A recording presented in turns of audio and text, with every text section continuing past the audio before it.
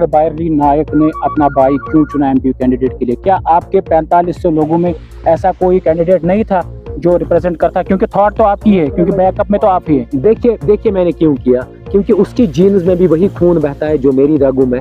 हम सब कश्मीर के आवाम को बहुत सारे धोखे अभी तक फेस करने पड़े हैं, क्योंकि एक ऐसा कैंडिडेट भी आया था जो एक आईएएस कैडर का बंदा, उसने हवा बदलने की कोशिश की थी, और ऐसा बंदा था वो, ईमानदारी के लिहाज से अगर मानेंगे तो ईमानदार बंदा था उससे, लेकिन जब वो कुछ नहीं कर पाया। अब देखिए, शाह फैसल को कुर्सी चाहिए, पैसा चाहिए। आपने फिलहाल एक कैंडिडेट अपना यहाँ अनंतनाग राजौरी से कॉन्स्टिट्यूंसी से उठाया, जो सेगमेंट है अनंतनाग राजौरी। तो अभी तक कश्मीर से नेशनल कॉन्फ्रेंस के 3 एमपीज थे, जब वो नहीं बदलाव ले पाए, एक मेंबर पार्लियामेंट पे आप कैसे बदलाव, आप सीट पे कैसे पॉसिबल है? क्योंकि आपकी जो अगेंस्ट ताकत है वो बहुत बड़ी है। अरे वो जितनी भी 3 पे या 6 पे नहीं कर पाया, बारी नायक 1 पे कैसे कर? देखिए कैसे कर पाएगा। सिंपल सा फंडा है, आप भगवत गीता को पढ़िए, आप ग्रंथ्स को पढ़िए, आप बाइबल को पढ़िए और आप होली कुरान को पढ़िए। हर एक में एक लाइन लिखी है, युस्खुज जातस तमिस्खुज आलम। और एक बड़े गुंडे को, मगरमच्छ को काबू कर लिया तो सब छोटी छोटी मछलियां ही तो भाग जाएंगी सोसाइटी से। कि आप एक सोशल एक्टिविस्ट थे, आपको क्या मजबूरी पड़ी पॉलिटिक्स में आने की? देखिए, ओपनली सोसाइटी में काम कर सके, जो करप्शन है उन स्कैम्स को हम ओपन कर सके, एक पॉलिटिकल बैकग्राउंड। उसी डिसीजन में अभी 10,000 लोगों ने सपोर्ट किया कि आप लड़ो, आप ऑनेस्ट हो, आप इतने स्कैम्स ओपन कर रहे हैं।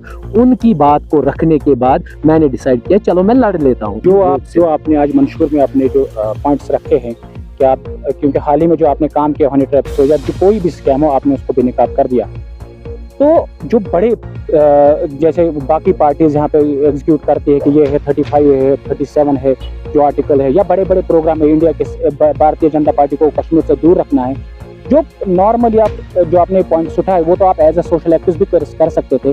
तो पॉलिटिकल एज ए पॉलिटिशियन आप आ गए इस फील्ड में, तो क्या आपका उस पर क्या स्टैंड रहेगा?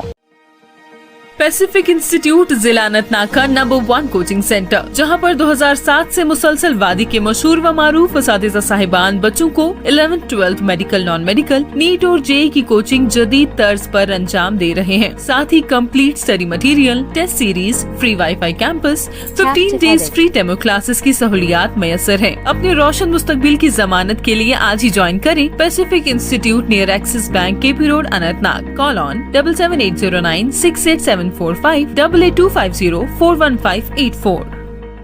नायक नहीं खलनायक हूँ मैं। मेरे साथ जो अभी हस्ती मौजूद है, सोशल मीडिया पे छाए हुए हैं, कश्मीर का बच्चा इनसे मुतारिफ है, सब लोग इनको जानते हैं, बच्चे से लेके बूढ़े तक। ये है डॉक्टर बारी नायक, आवाम की आवाज। और बहुत सारे स्कैमर्स जो भी यहाँ पे नाइंसाफी होती है, चाहे भी किसी भी रिलेटेड हो, जब सबसे पहले आते हैं तो बारी नायक साहब उनके पोल खोल देते हैं। बारी साहब, आपने बहुत कुछ किया कश्मीर के लिए, कश्मीर यूथ के लिए, बहुत सारे सितम भी आप पे डाले गए। मैं जानना चाहूंगा कि आप एक सोशल एक्टिविस्ट थे, आपको क्या मजबूरी पड़ी पॉलिटिक्स में आने की? देखिए, आपको पता है एज ए सोशल एक्टिविस्ट बड़े बड़े स्कैम ओपन करना बहुत ही टफ है। आपको पता है कि कोर्ट कचहरी, पुलिस स्टेशन, हर एक चीज, फिर इवन हमले भी होते हैं, आपने देखा, गालियां भी सुननी पड़ती है, हर एक चीज। अब इसको प्रोटेक्ट करने के लिए हमें क्या चाहिए? थोड़ा पॉलिटिकल पावर चाहिए, क्योंकि कल अगर कोई भी पुलिस डिपार्टमेंट कॉल करे उससे पहले उनको आए इसने हक की बात की। कोई पॉलिटिकल सिस्टम होना चाहिए। तो ये अगर मैं कंटिन्यू करता, ये एनसीपीडीपी ने जब मुझे जेल में डाला 18 महीने, तब इनकी ही हुकूमत थी, इन्होंने ही अपने अपॉइंट किए थे डीसीज, उन्होंने फॉर्ज डॉक्यूमेंट्स पे 2017 में अपॉइंट कराए चंद लड़कों को। मैंने उस पर आवाज उठाई, फिर मैं जेल में रहा 18 महीने। अब ये क्या चाहते हैं? इसको क्रश करना। लेकिन उसके साथ साथ मेरी एक आज टीम बनी होगी 4500 मेंबर्स की। हम लोगों का कलेक्टिव डिसीजन था कि एक बंदे को हम कुछ नहीं बनाएंगे तो एमएलए या एमपी बनाएंगे, या बहुत लोगों को हम सरपंच वरपंच बनाएंगे, बीडीसी डीडीसी, ताकि हम ओपनली सोसाइटी में काम कर सके, जो करप्शन है उन स्कैम्स को हम ओपन कर सके, एक पॉलिटिकल बैकग्राउंड। उसी डिसीजन में अभी 10,000 लोगों ने सपोर्ट किया कि आप लड़ो, आप ऑनेस्ट हो, आप इतने स्कैम्स ओपन कर रहे हैं। उनकी बात को रखने के बाद मैंने डिसाइड किया चलो मैं लड़ लेता हूँ। लेकिन जैसे मैं एग्जीक्यूट करता हूँ प्लान, कोई भी हो, हनी ट्रैपर्स को पकड़ना हो, या कोई सिटिंग ऑपरेशन करना हो या करप्शन स्कैम को निकालना हो, ABC प्लान होता है।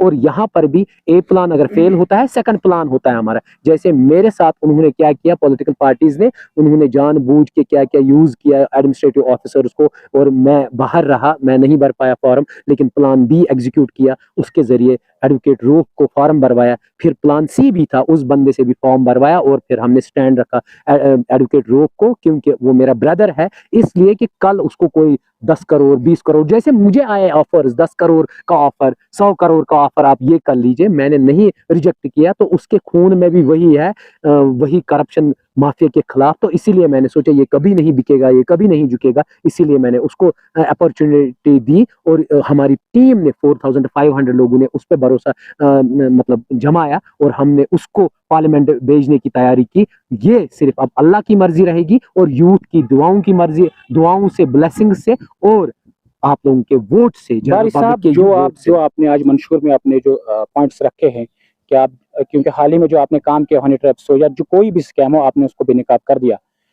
तो जो बड़े जैसे बाकी पार्टीज यहाँ पे एग्जीक्यूट करती है कि ये है 35 है, 37 है जो आर्टिकल है, या बड़े बड़े प्रोग्राम है इंडिया के, भारतीय जनता पार्टी को कश्मीर से दूर रखना है, जो नॉर्मली आप जो आपने पॉइंट्स उठाए वो तो आप एज ए सोशल एक्टिविस्ट भी कर सकते थे। तो पॉलिटिकल एज ए पॉलिटिशियन आप आ गए इस फील्ड में, तो क्या आपका उस पे क्या स्टैंड रहेगा? जो बाकी सबसे पहले मैं सिंपल बात बताऊं, मैं यहाँ 10 साल से पिछले करप्शन फ्री सोसाइटी बनाने की कोशिश कर रहा हूँ। क्या मैंने हार्डली 20% अचीवमेंट की, 20%।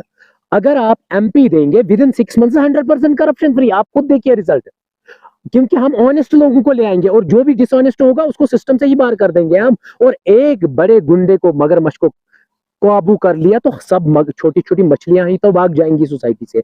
मैंने 10 साल लगाए यहाँ पर। प्राइवेट स्कूल जो आपने देखा पिछले 2 सालों से, प्राइवेट स्कूल का जो माफियागरी है, ऑर्डर गवर्नमेंट का है, इंप्लीमेंट कहाँ हो पाता है? पॉलिटिकल पावर दे दो, मैं इंप्लीमेंट करके दे दूंगा। जितने गवर्नमेंट के ऑर्डर, इलीगल माइनिंग हो, डॉक्टर्स का फेक माफिया हो, प्रोफेसर्स का फेक डॉक्यूमेंट पे लगे हैं, EWS फेक हो, ओपन मेरिट कैटेगरी का साथ इनजस्टिस होता है, हमारे गुज्जर बकरवाल तबके के साथ इनजस्टिस हो रहा है, उन सबों की प्रॉब्लम्स को मैं सॉल्व करके दे दूंगा। 15 पॉइंट मैंने बनाए, हर एक सोसाइटी के सेगमेंट को मैंने रिप्रेजेंट किया। इन 15 पॉइंट्स को आप देखिए, अगले 5 साल मैं ये मंशूर नहीं रखूंगा, क्योंकि ये होगा ही नहीं।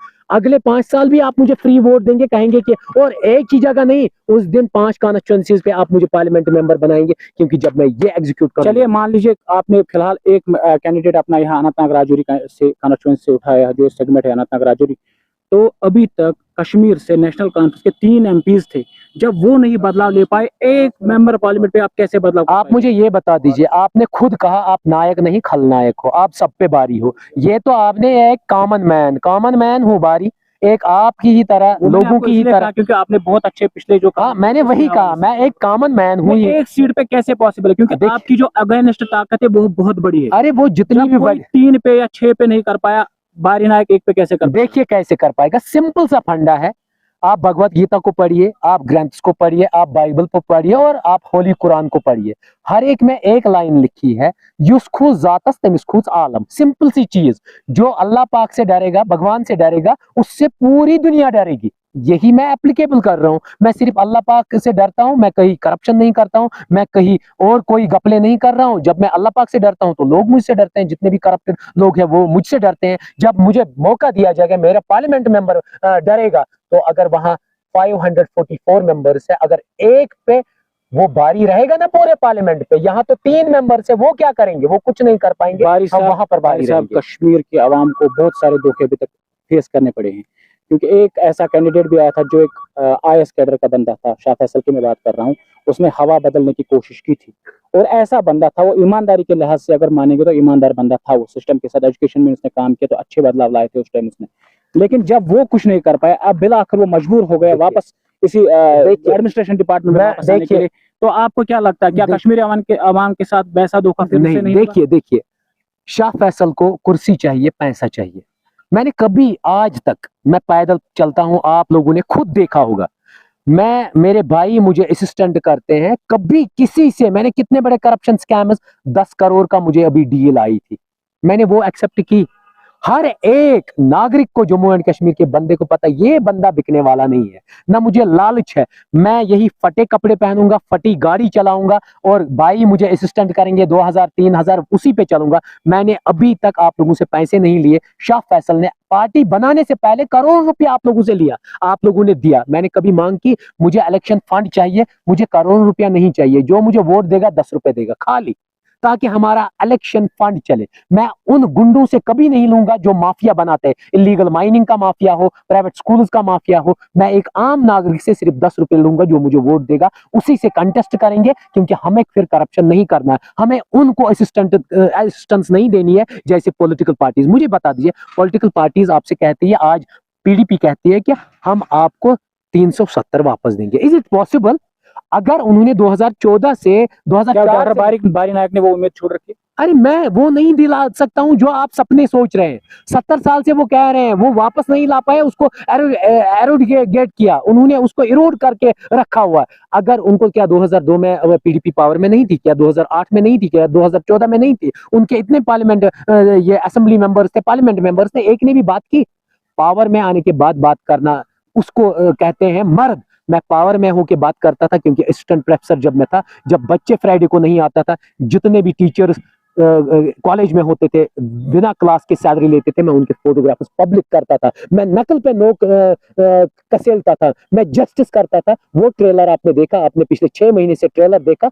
मूवी अभी बाकी है, वो भी देखिए। डॉक्टर बारी नायक का पॉलिटिक्स में आना कोई पर्सनल ये कोई नहीं, ये कोई पर्सनल इशू नहीं था। मुझे सीधे मजबूर किया गया, क्योंकि 19 मार्च तक इन लोगों ने पीएजीडी में, मैंने सोचा था यहाँ से हमारे तारिक आमी साहब बहुत बड़े लीडर है, उनको मौका दिया जाएगा, और नॉर्थ से इंजीनियर रशीद को सोचेंगे, क्योंकि जेल में बेचारा 6 साल से सड़ रहा है, और उसको मौका देंगे। मैंने यही सोचा था। यहाँ पर इन्होंने अभी एनआईए रेड बेचारे चौधरी लाल सिंह को डाली थी। मैंने यही सोची थी यही हमारे लीडर होंगे, ये बात करेंगे। अभी तक ऐसी बहुत सारी आवाजें उठी है, जैसे आपने जिक्र किया इंजीनियर रशीद का, वो भी अभी जेल में है। क्या आपको नहीं लगता है कि अगर आप भी इस तरह की बेबाक आवाज यहाँ पे बनेंगे तो आपका भी ठिकाना जेल होगा? देखिए, मुझे जेल डाल दे, मैं सेकंड स्ट्रीम खड़ा कर रहा हूँ। मैंने सीधे आपके वसादत से 11 कॉन्स्टिट्यूंसीज है, मुझे 33 बंदे तैयार करके रखे। 6 महीने में इलेक्शन होंगे, उन्हीं 33 बंदों में से एक एक बंदा, 11 बंदे एमएलए होंगे, वो आपकी आवाज बनेंगे। आप अगर मीडिया की आवाज दबाई जाती है, आप मुझे एक मीडिया पर्सन दे दीजिए अनंतनाग से या कुलगाम से, उसको मैं एमएलए बना के दिखाऊंगा। आपकी रिप्रेजेंटेशन करेंगी। जब आपके पास ऑपरेशन होगा या सप्रेशन होगा, वो आपकी बात करेगा। सवाल, डॉक्टर बारी नायक ने अपना भाई क्यों चुना एमपी कैंडिडेट के लिए? क्या आपके 4500 लोगों में ऐसा कोई कैंडिडेट नहीं था जो रिप्रेजेंट करता? क्योंकि थॉट तो आपकी है, क्योंकि बैकअप में तो आप ही है। देखिए मैंने क्यों किया, क्योंकि उसकी जीन्स में भी वही खून बहता है जो मेरी रगों में। हम लोग कभी बिकते नहीं है, चाहे हमें अरबपति पैसा मिले, खरबों पैसा मिले, करोड़ों रुपया मिले। आपने पीडीपी का हाल देखा। पीडीपी 2014 में उनके एमएलएज कैसे तोड़े गए, एनसी के एमएलएज कैसे तोड़े गए, या आपने इंडिया का पूरे स्टेट्स का हाल देखा। और हम लोग मरेंगे लेकिन हम बिकेंगे नहीं। शॉर्ट मैसेज आपसे, बारी नायक ही क्यों? शॉर्ट मैसेज ये है पूरे यूथ को। आपने ट्रेलर देखा 10 साल का, और उसके बाद 6 महीने का जो मैं जेल आने के बाद मैंने आपको ट्रेलर और सपने दिखाए, वो परमानेंट ख्वाब में बदल जाएगा, और वो परमानेंट पूरी मूवी आपके सामने दिखाऊंगा, जिसको कहेंगे उर्तुगुल पूरा दिखाऊंगा। एक आंटी ने मुझे रिसेंटली मटन में कहा, उर्तुगुल का आपने ट्रेलर दिखाया, मेरा ठप्पा आपको, उसने यही कहा लैंग्वेज, मेरा वोट आपको जाएगा। पूरी मूवी डॉक्टर बारी कब दिखाएंगे, वो इंशाल्लाह इस पार्लियामेंट मेंबर को चुनिए। चुनावी निशान जाना चाहेंगे? चुनावी निशान आपने खुद देखा, हम एक्चुअली करप्शन के खिलाफ है, तो अल्लाह पाक ने हमारी मदद की, और सीसीटीवी कैमरा ही हमारा चुनाव निशान है, और इसी पे हम पॉलिटिक्स करेंगे, और इसी को 24/7 हर एक ऑफिस में डालेंगे, और हर एक पे निगरानी करेंगे, करप्शन को इरेडिकेट। अगर आपको उभरने दिया गया मैं इस इलेक्शन के बाद, क्या आप असेंबली में आना चाहेंगे? मैं खुद इंटरेस्ट नहीं हूं, टू बी ऑनेस्टली। मैं 33 बंदों को उठाऊंगा, ये कहां मुझे उभरने देंगे? मैं इनका बैक पे हूं।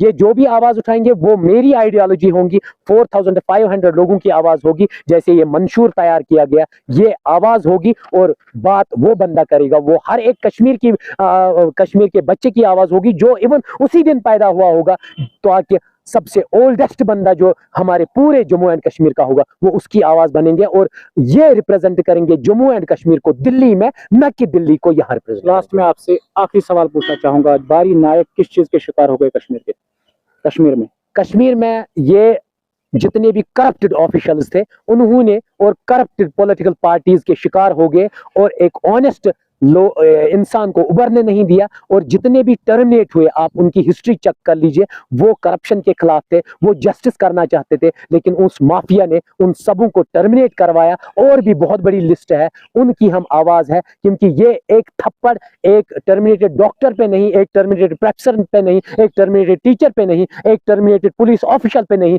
ये पूरे जम्मू एंड कश्मीर पे थप्पड़ है। उस थप्पड़ का जवाब वोट से हर एक यूथ देगा इंशाल्लाह आने वाले 7 मई को।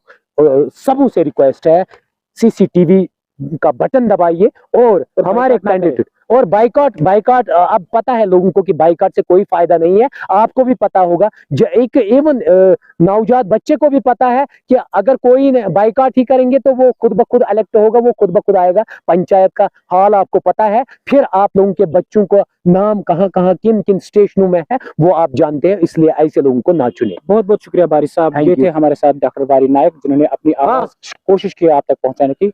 मुझे दीजिए इजाजत, खुदा हाफिज।